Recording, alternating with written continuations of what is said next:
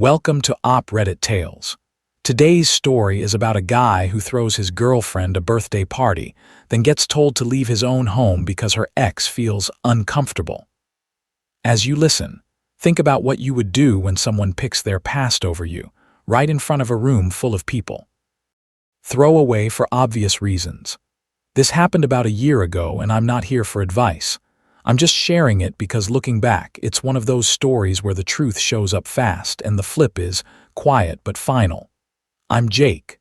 I was 28 at the time, 29 now. I work in IT for a mid-sized company in a decent city. I've always been steady. The guy who shows up, pays the bills, handles problems, keeps things moving. That's how I loved Sarah. We met 3 years earlier at a casual game night through mutual friends. She was outgoing, funny, the kind of person who lights up a room. We clicked fast. Within 6 months, we were exclusive. After 2 years, she moved into my apartment. It felt natural, like we were building something real, and I put a lot into it. Sarah freelanced as a graphic designer, and her income came in waves. When work was slow, I covered rent. I handled most of the bills. I cooked after long days. I even introduced her to a couple contacts who helped her find clients. I didn't do it to be a hero. I did it because I thought we were a team. Looking back, this was the pattern. I brought stability. She brought excitement. And somewhere along the way, stability started being treated like something you can take for granted. There were also small cracks I ignored. Sarah talked about her ex, Mike, more than felt normal. They dated for a couple years before me, and she always said it was messy and over.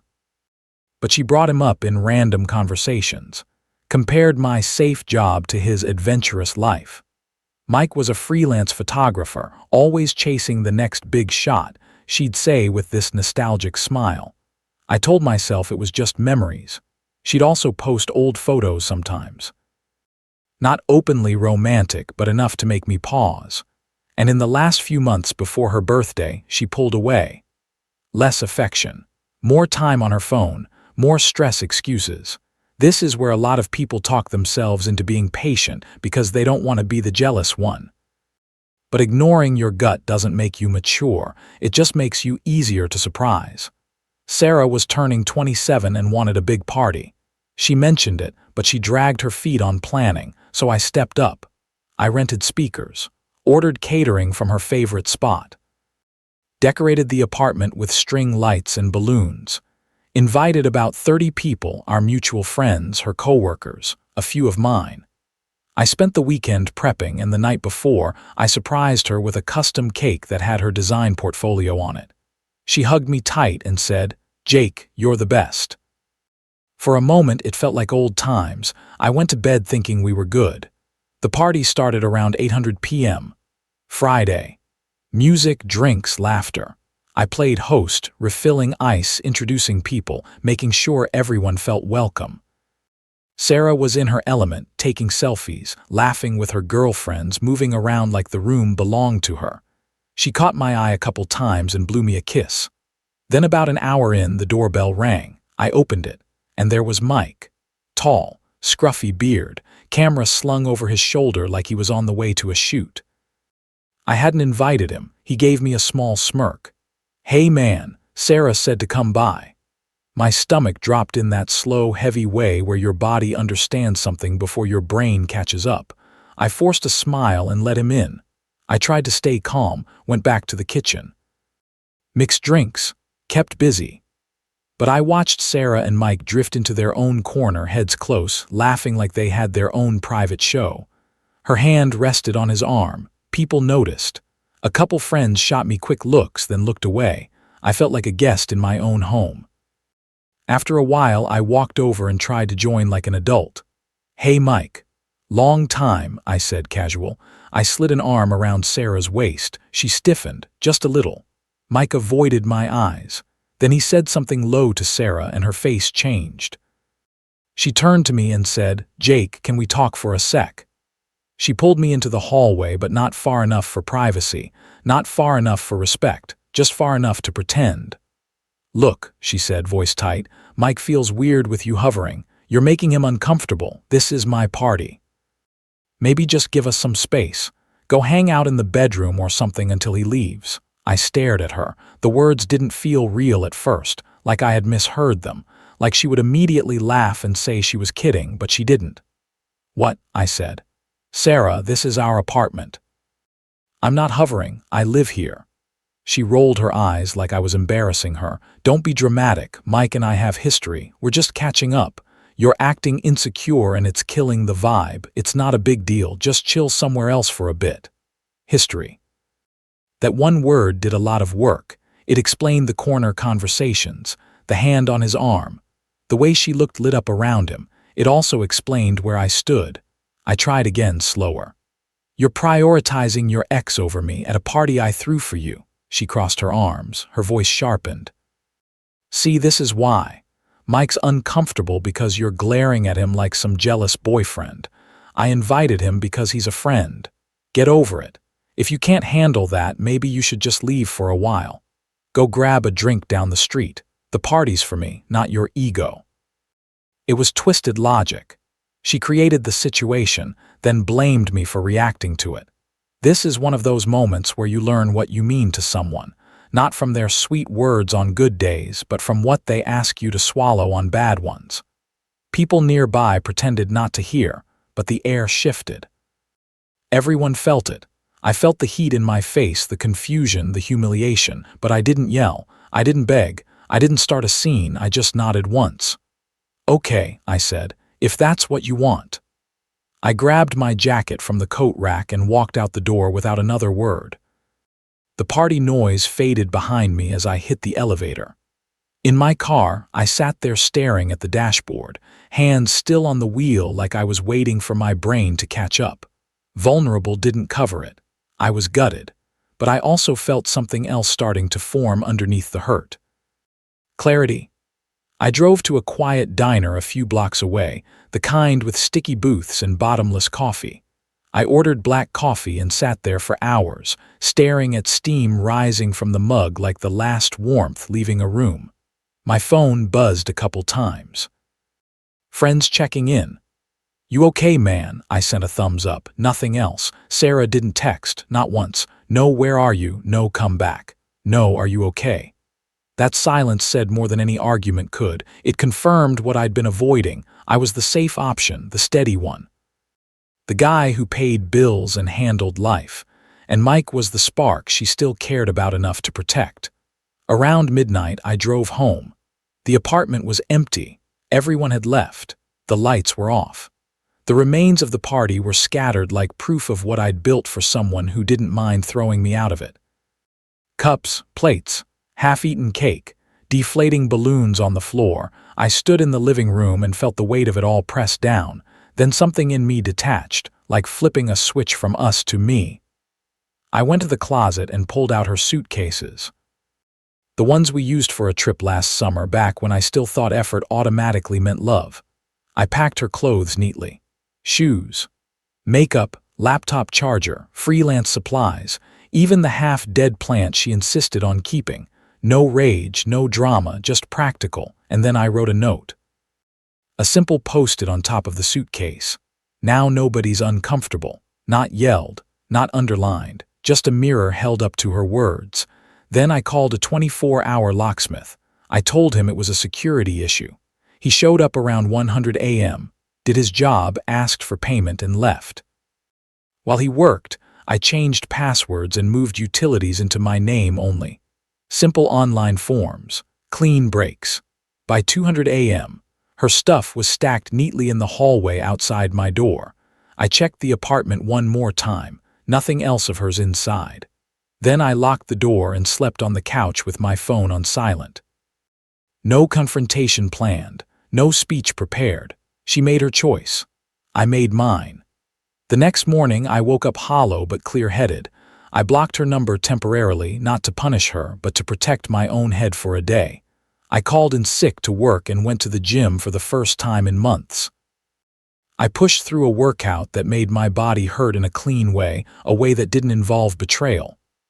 After that, I met a buddy for coffee, the same friend who had texted me during the party. I told him the basics. Calm, flat, no long rant. She kicked me out of my own party for her ex. He whistled low. That's brutal. What now? Moving on, I said. The days after that blurred. I dove into work. Took on extra projects, started therapy, online sessions. Nothing dramatic, just someone helping me put words to what happened. In the second call, my therapist said, "You were emotionally abandoned long before that party." And it clicked. The comparisons, the distance, the phone, the nostalgia for Mike. I had been standing alone in a relationship for months, pretending it was fine because I didn't want to look needy. I started journaling, mostly to keep my mind from spinning. I wrote down the sacrifices I'd treated like normal, skipping a guy's trip to pay for her course, covering rent when gigs dried up, driving 6 hours through rain to pick her up at 200 a.m., helping her meet clients, giving up a promotion opportunity because it meant relocating and she didn't want to move. I hadn't been building us. I'd been building a platform she stood on while she decided what she really wanted. A week in, I unblocked her number, but only because mutual friends started relaying messages. "Sarah's freaking out," one said. "She can't get in."